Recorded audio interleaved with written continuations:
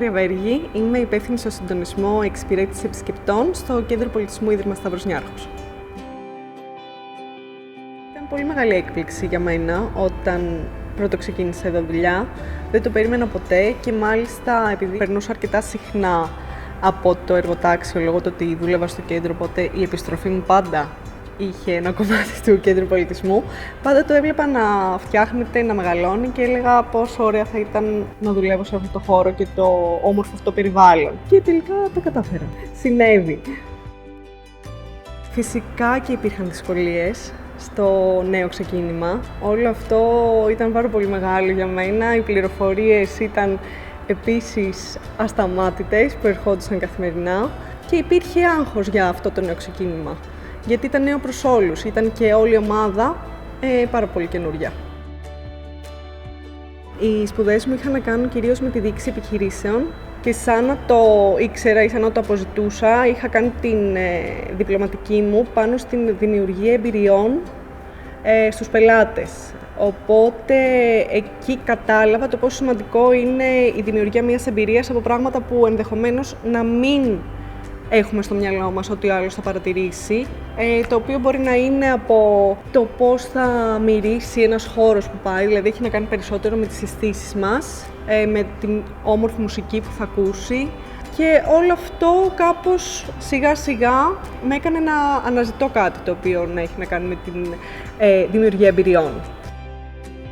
Το πάρκο είναι ένας χώρος που σου δημιουργούνται πάρα πολλές εμπειρίες. Υπάρχουν τα φυτά τα οποία μυρίζεις, υπάρχει ο μουσικός κήπος που παίζεις μουσική. Υπάρχουν πράγματα που είναι διαδραστικά και σίγουρα τα θυμάσαι μετά. Είμαστε μια υποδοχή πολιτισμού.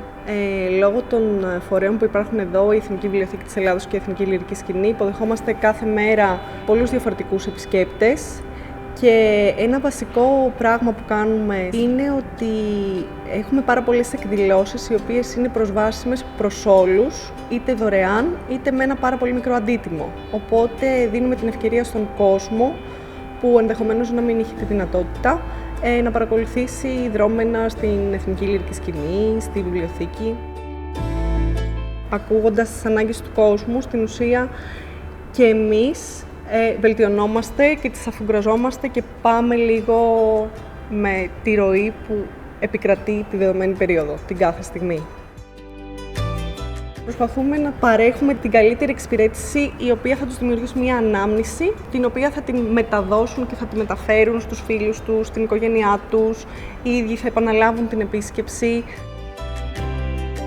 Όσον αφορά τις αναμνήσεις του κόσμου, μπορεί να είναι κάτι πάρα πολύ απλό, από μία βόλτα η οποία εξελίχθηκε σε μία όμορφη εμπειρία επειδή υπήρχε στην αγορά ένας χορός flash mob και ενθουσιάστηκε το κοινό και πέρασε όμορφα. Μπορεί να είναι μία πρόταση γάμου, μπορεί να είναι ένα παιδάκι που έκανε πρώτη φορά πατινάζ, γιατί έχουμε και αυτή τη δραστηριότητα.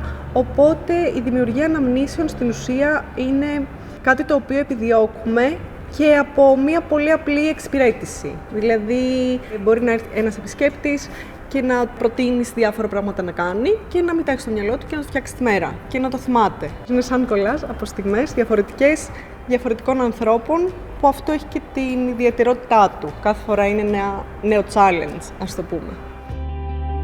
Το γεγονός ότι τίποτα δεν είναι στάσιμο και τα πράγματα αλλάζουν σε καθημερινή βάση είναι και αυτό που σου δημιουργεί και μία όμορφη αδρεναλίνη στο συγκεκριμένο επάγγελμα.